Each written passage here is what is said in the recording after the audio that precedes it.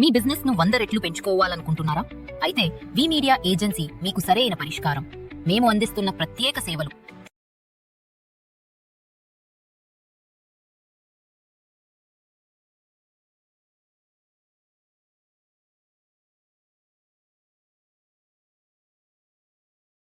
నమస్తే. Welcome to ETV political. ప్రస్తుతం మనతో ఒక స్పెషల్ గెస్ట్ అయితే ఉన్నారండి. ఆయనే రాజకీయవేత్త అయినటువంటి X home minister Mysura Reddy గారు. నమస్తే సార్. నమస్తే. సార్, ప్రస్తుతం అంటే తెలంగాణ సర్కార్ చూసుకున్నట్లయితే బీసీ రిజర్వేషన్ల పెంపుపై సుప్రీంకోర్టులో పిటిషన్ దాఖలు చేసింది. దాన్ని ఈరోజే విచారణ కూడా జరిగింది. సుప్రీంకోర్టు పిటిషన్ కొట్టివేసింది. దీని గురించి మీ అభిప్రాయం ఏంటి సార్? అంటే ఇప్పుడు 42% రిజర్వేషన్లు బీసీల కంటే తర్వాత గతంలో ఉన్న ఎస్సీల రిజర్వేషన్లు అయితేనేమి, ఎస్టీ రిజర్వేషన్లు అయితేనేమి, మైనార్టీ కూడా కొద్ది రిజర్వేషన్స్ ఉన్నాయి. ఆ రిజర్వేషన్స్ అన్ని కలుపుకుంటే 42 అనేసరికి 50% దాటి దగ్గర దగ్గర 60% వరకు అవుతుంది.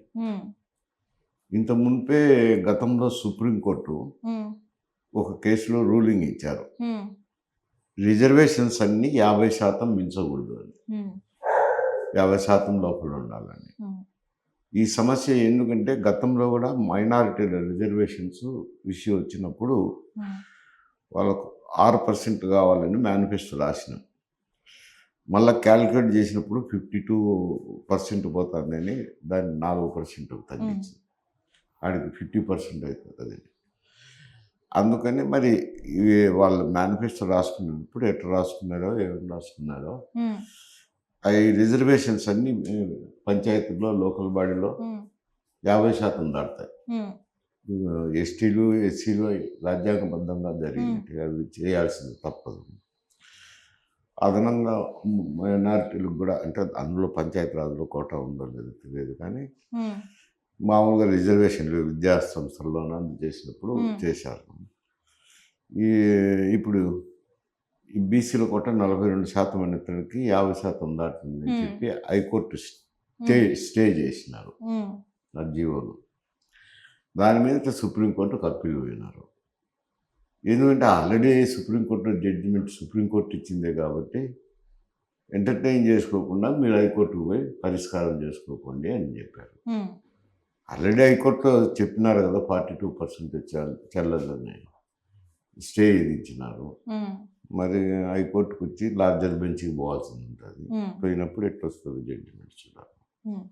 సార్, అంటే చాలామంది కాపులు బీసీలోకి రారు అని చెప్పేసి కొన్ని వాదనలు అయితే వినిపిస్తున్నాయి. సో అసలైన బీసీలు ఎవరు సార్ మీ ఉద్దేశాన్ని బట్టి? అసలైన బీసీలు అంటే అదేం చెప్తామండి, సాకల, మంగళ, యాదవ, ఇటువంటివన్నీ ఉన్నాయి ఆంధ్రప్రదేశ్ సంబంధించి. కాపులు ఆంధ్రప్రదేశ్లో ఉన్నారు, కానీ తెలంగాణలో 300 కాపులు ఉన్నారు. ఈ 300 కాపులకు రిజర్వేషన్ ఉంది అనుకుంటా. అక్కడ కాపులకు రిజర్వేషను ఓసీల కిందకి వస్తారు. ఇప్పుడు కాపు అని అంటే మేమైతే రాయలసీమలో అయితే మీరు మేము ఒకటే అని అంటుంటాం. ఎందుకంటే మాకందరికి కూడా రెడ్డి అని పేరు ఉంటుంది, కానీ రెడ్డి అనేది టైటిల్. అది ఎవరంటే గతంలో ఆ కుటుంబంలో ఎవరన్నా ఒకరు రెడ్డి పని చేసింటే ఆ కుటుంబంలో వాళ్ళు రెడ్డి అని పెట్టుకుంటారు. మిగతా వాళ్ళకు రెడ్డి ఉండదు. ఇటీవల కాలంలో అంటే ప్రతి ఒక్కరు పెట్టుకుంటున్నారు. ఇంతకుముందు అయితే ఆ ఇంట్లో ఉండే వాళ్ళు మాత్రమే రెడ్డి అని పెట్టుకునేవాళ్ళు. ఇప్పుడు ప్రతి ఒక్కరు రెడ్డి అని పెట్టుకుంటున్నారు. ఈ అక్కడ రెడ్డి అయితే ఓసీలు అనుకోండి. ఇక్కడ అది మాకు కులం వచ్చేది రిజిస్టర్లో ఏమొస్తుంది అని అంటే, మతం అంటే హిందూయిజం వస్తుంది, నేషనాలిటీ అంటే ఇండియన్ వస్తుంది, క్యాస్ట్ అంటే కాపునే వస్తుంది. మాకు కూడా సర్టిఫికేట్ కాపునే ఉంటుంది ఎస్ఎల్సి రిజిస్టర్లో కానీ ఎక్కడైనా కానీ. మరి వాళ్ళు ఏమంటారంటే మీరు వేరు మేము వేరు అని అంటుంటారు. సరే, ఇవన్నీ మామూలు 2 ప్రాంతాలను బట్టి. ఇది ఇక్కడ తెలంగాణలో రాదు ఆ సమస్య. సార్, ఈ బీసీ రిజర్వేషన్ల పెంపు వల్ల బీసీలకి అంటే న్యాయం జరిగే అవకాశం ఉందంటారా? అంటే 42% అని చెప్పినది అది సుప్రీంకోర్టు నిర్ణయానికి దాటిపోతుంది కదా. ఎవరైనా రిజర్వేషన్లు కావాలని కొంత మేరకు ఉన్నాయి కదా. ఇప్పుడు 42% అనే తల్లిక ఈ 50% దాటుతుంది. అప్పుడు మేనిఫెస్టో రాసుకునేటప్పుడు ఎటు రాసుకున్నారో చూసుకున్నారో లేదో ఈ సుప్రీంకోర్టు డెసిషన్. మరి ఇప్పుడు ఏమవుతుంది, హైకోర్టు లార్జర్ బెంచ్ పోతే. సార్ చాలా మంది కొన్ని వాదనలు అయితే వినిపిస్తున్నాయి. ఈ ట్రిపుల్ టెస్ట్ ఉంది కదా, ఇది సరిగ్గా చేయలేదు అని చెప్పేసి కొన్ని వాదనలు అయితే వస్తున్నాయి. సో సరిగ్గా జరగలేదు అంటున్నారు. అది సరిగ్గా అంటే సర్లేండి, అది సర్వేనే కదా చేసింది. వాళ్ళకు ఎక్కువే వచ్చినాయి కదా, వాళ్ళు ఉన్న పర్సెంటేజ్ కంటే 42% అంటే ఎక్కువే అవుతుంది కదా. అంటే సార్ కొంతమంది కొన్ని కూడా అంటున్నారంటే ఇప్పుడు బీసీలకి 2025 జనాభా ప్రకారం చూస్తే మరి ఎస్సీ ఎస్టీలకి 2011 సంవత్సరం ఎంతమంది జనాభా అయితే ఉన్నారో దాన్ని బట్టి రిజర్వేషన్లు ఇస్తున్నారు. సో ఇది ఎంతవరకు కరెక్ట్ అనేసి అని అంటున్నారు. ఇప్పుడు అసలుకే మోసం వస్తుంటే ఇప్పుడు ఎన్ని టెక్నికల్ సాంకేతికపరమైన విషయాలు. కోర్టు 42% అనేది ఎక్కువ అని అంటున్నారు కదా. అప్పుడు అది ఆ పంచాయతీ ఎదాలి కదా కోర్టులో. ఓకే. సో మరి ఎలాంటి కోర్టు నుంచి ఎటువంటి నిర్ణయం వస్తుందని అనుకుంటున్నారు? అది న్యాయమూర్తులు చెప్పాల్సిన సమస్య మీద కామెంట్ ఏం చేస్తాం యాంటిసిపేటరీగా. ఓకే సార్, ఇప్పుడు మన రెండు తెలుగు రాష్ట్రాలు అంటే ఏపీ కానివ్వండి, తెలంగాణ కానివ్వండి, సో కాంగ్రెస్ ప్రభుత్వం అలాగే అక్కడ కూటమి ప్రభుత్వం వచ్చి సంవత్సరం దాటుతుంది. అండ్ ఈ రెండు పరిపాలన ఎలా అనిపిస్తుంది సార్ మీకు? ఇక్కడ కాంగ్రెస్ పార్టీ హామీలు ఇచ్చారు. హామీలు నెరవేర్చాలంటే రాష్ట్ర బడ్జెట్లో ఆదాయ వనరులు చాలటం లేదు. ఇప్పుడు వస్తున్న ఆదాయం తక్కువేం కాదు. పాత అకౌంట్స్ చూస్తే 1,30,000 1,30,000 కోట్ల దగ్గర వస్తుంది. వచ్చినా ఏమవుతుంది అంటే గతంలో అప్పులు చేశారు కదా బీఆర్ఎస్ ప్రభుత్వం. బీఆర్ఎస్ ప్రభుత్వం చేసిన అప్పులు గట్టను వడ్డీలకు కంతులకే 45,000 కోట్లు పోతుంది. 45,000 కోట్లు పోను మిగిలిన డబ్బులో 60% 70% జీతభత్యాలు పోతుంది. ఇంకేముంది? అటువంటిప్పుడు ఈ హామీలు నెరవేర్చి మళ్ళీ అభివృద్ధి చేయాలంటే అభివృద్ధికి అవకాశమే ఉండదు. అలాగే ఆంధ్రాలో కూడా అదే సమస్య. అక్కడ కూడా 14 లక్షల కోట్లేమో, అంటే వడ్డీలకు కంతులకు 55,000 కోట్లు. అది గత ప్రభుత్వం జగన్ ప్రభుత్వం చేసిన అప్పులకు కంతులు వడ్డీలు సంవత్సరానికి 55,000 కోట్లు కట్టాల్సింది. 55,000 కోట్లు ఆడ వస్తే 1,40,000 1,50,000 కోట్లు వస్తుంది అనుకోండి. అక్కడ అది పోను, మళ్ళీ జీతభత్యాలు పోను, మిగిలింది ఏమి. అక్కడ కొత్త హామీలు కూటమి ప్రభుత్వం ఇచ్చిన హామీలు నెరవేర్చడానికి ఫైనాన్షియల్ రెస్ట్రిక్షన్స్ ఉన్నాయి. డెవలప్మెంట్ అంటే గుండుసుండాలండి. ఇక్కడ తెలంగాణలో కానీ ఆంధ్రాలో కానీ ఇంకా ఈ పథకాలు వాళ్ళు ఇచ్చిన హామీలు ఇచ్చిన పథకాలు నెరవేర్చేదానికే డబ్బులు చాలడం లేదు, రెవెన్యూ. అంటే ఈ ఉచిత హామీల వల్ల డెవలప్మెంట్ జరగట్లేదు అని అంటున్నారా సార్? అది పెద్ద సబ్జెక్ట్. ఇక్కడ కాంగ్రెస్ అని కాదు, అక్కడ కూటమి అని కాదు, దేశం మొత్తం మీద ఇప్పుడు ప్రతి రాష్ట్రంలోనూ రీజనల్ పార్టీస్ పోటీ పడుతున్నారు ఎక్కువగా. కొన్ని రాష్ట్రాల్లో అయితే BJP versus regional parties, Congress కూటమి అని పెట్టుకున్నారు, ఇండియా కూటమి. ఇవి ఏమవుతున్నాయి అని అంటే మేనిఫెస్టోలు ఎన్నికల సమయంలో హామీలు ఎక్కువ ఇస్తున్నారు చూసుకోకుండా. దాంతో ఏమవుతుంది అని అంటే ఈ రెవెన్యూ చాలకపోయి ఇబ్బందులు వస్తున్నాయి, అభివృద్ధి కూడా దెబ్బతింటుంది. అదే ప్రతి ఒక్కరిలోనూ అది ఒక పెద్ద డిబేటబుల్ సబ్జెక్టు. ఎక్కువ సంక్షేమ కార్యక్రమాలకే పోతున్నది, అభివృద్ధికి తక్కువ వస్తుంది అనేది అదొక డిబేట్ రండి. ఆ డిబేటు కొన్ని రోజుల తర్వాత ప్రజలే రికగ్నైజ్ చేయాలి. ఈ హామీలను చూసి ఓట్లు వేసినప్పుడు కొంచెం పార్టీలు కూడా హామీలు ఇచ్చేది తగ్గుతుంది. ఇప్పుడుంది అక్కడ జగన్ ప్రభుత్వం, వైఎస్ఆర్ కాంగ్రెస్ పార్టీ అధికారంలో ఉన్నారు. వాళ్ళు నవరత్నాలు అని ఏదో పెట్టారు, అన్నీ అమలు చేశారు. కానీ తీరా ఎలక్షన్ జరిగినాక రిజల్ట్ చూస్తే 11 సీట్లకే పరిమితమైంది. ఉమ్, ఇక్కడ కూడా బీఆర్ఎస్ ప్రభుత్వం ఉన్నప్పుడు చాలా ఇచ్చిన హామీలు నెరవేర్చినారు. ఉమ్, మళ్ళీ ఎలక్షన్లు వచ్చేసరికి కాంగ్రెస్ పార్టీ అధికారంలోకి వచ్చింది. ఉమ్, అట్లా ఇప్పుడు కొంత మేరకు ప్రజలు ఈ హామీలు అంటే ఏమంటున్నారు అని అంటే, ఈ పథకాలన్నీ ఏం వాళ్ళ డబ్బు ఇస్తున్నారా వాళ్ళ పాకెట్ నుంచి, మ- మేము పన్నులు కడితే వచ్చిన ఆదాయం నుంచే కదా మాకు ఇచ్చేది, ఉమ్, మాది డబ్బు మాకు ఇస్తాను కొని అనేది ఒక కొంత మైండ్ సెట్ మారింది. ఉమ్, మారింది కాబట్టి అందుకే హామీల మీదనే ప్రభుత్వం వస్తుంది అనుకోలేదు, ఇతర పారామీటర్స్ బట్టి కూడా ఉమ్. ప్రభుత్వాలు వస్తున్నాయి.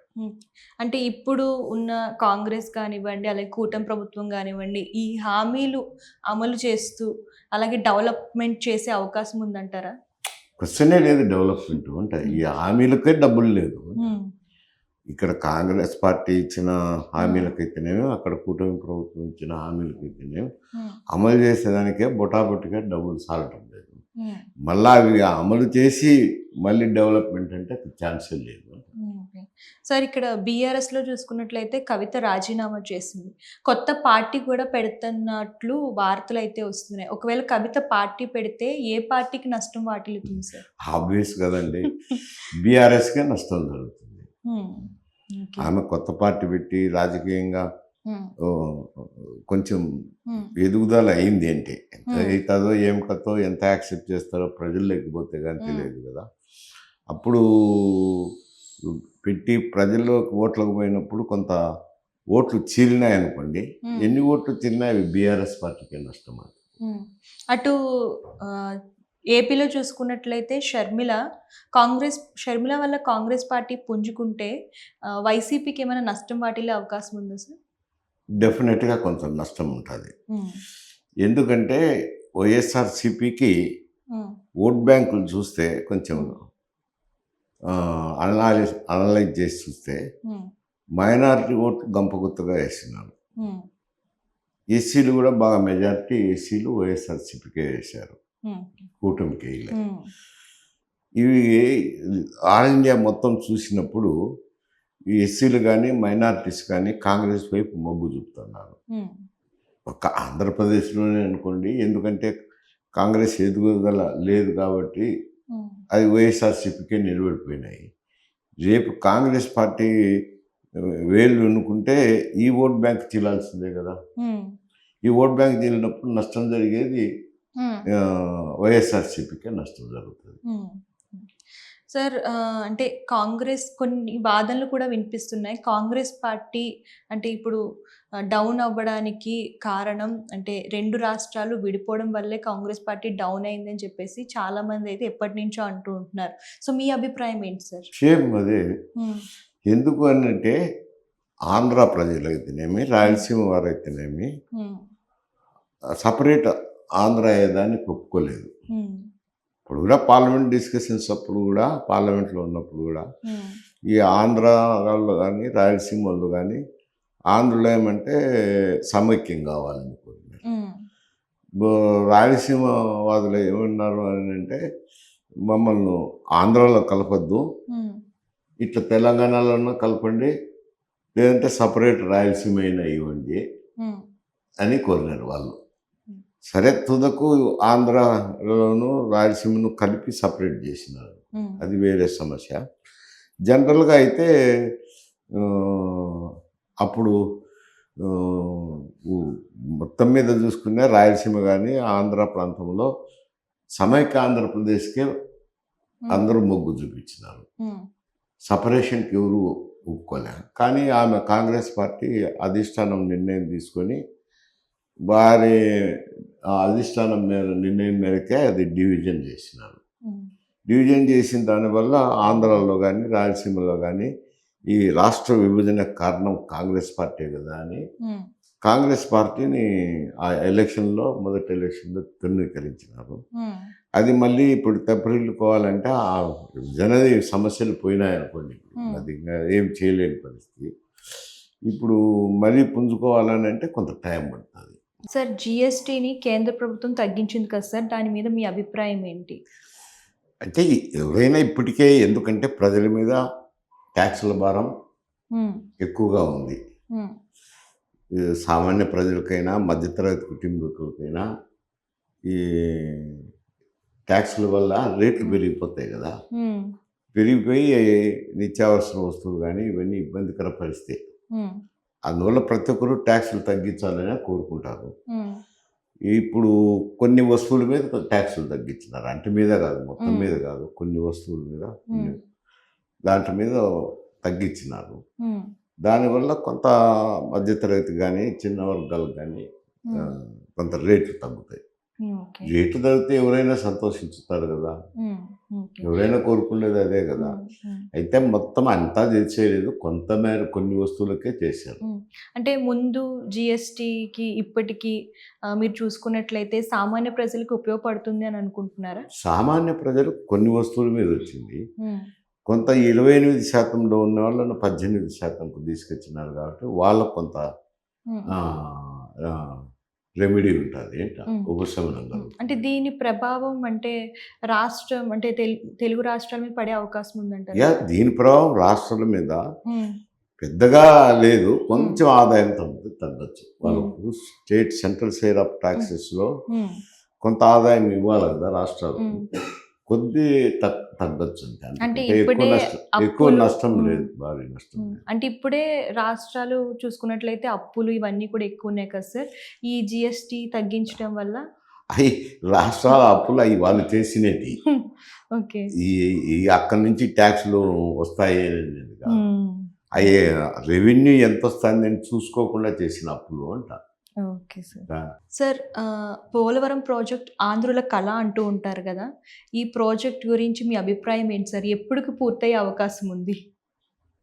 ఎప్పుడు పూర్తవుతుందంటే అది చెప్పలేను. ఓకే. పోలవరం కావాలనేది అందరి కోరిక. అంటే ఎక్కువగా ఆంధ్ర ప్రాంతానికంటే కూడా రాయలసీమ ప్రాంత వాసులు ఎక్కువ కోరుకుంటారు. ఎందుకంటే పైనుంచి వచ్చే నీళ్ళల్లో గోదావరి వాటరు ఇక్కడ కృష్ణా డెల్టాలో వాడుకుంటే, కృష్ణా డెల్టాకు శ్రీశైలం నుంచి ఇస్తారు కదా 8 టీఎంసీ, అవి ఆదా అవుతాయి కాబట్టి ఆ నీటిని రాయలసీమకు ఉపయోగించుకునే అవకాశం ఉంటుంది. బనకచెర్ల నుంచి కానీ ఈ ఇంకొక విధంగా కానీ అదనంగా వాడేదానికి అవకాశం వస్తుంది. అందుకని పోలవరం నీళ్ళు అయితే అక్కడికి పోవు, కానీ ఈ కృష్ణా నదిలో డెల్టాకు వచ్చే నీళ్ళకు వాటా తగ్గుతుంది కాబట్టి ఆ వాటాను అక్కడ వాడుకోవచ్చు. అందువల్ల కావాలనే కోరుకుంటాము. అంటే ఎవరైనా కానీ వస్తే మంచిదే అని కోరుకుంటాం. ఎప్పుడు పూర్తి అవుతుందంటే రాష్ట్రాల బడ్జెట్, ఆర్థిక వనరులు పర్మిట్ చేయాలా, పన్నులు టేకప్ చేయాలా. ఇప్పుడు చూస్తే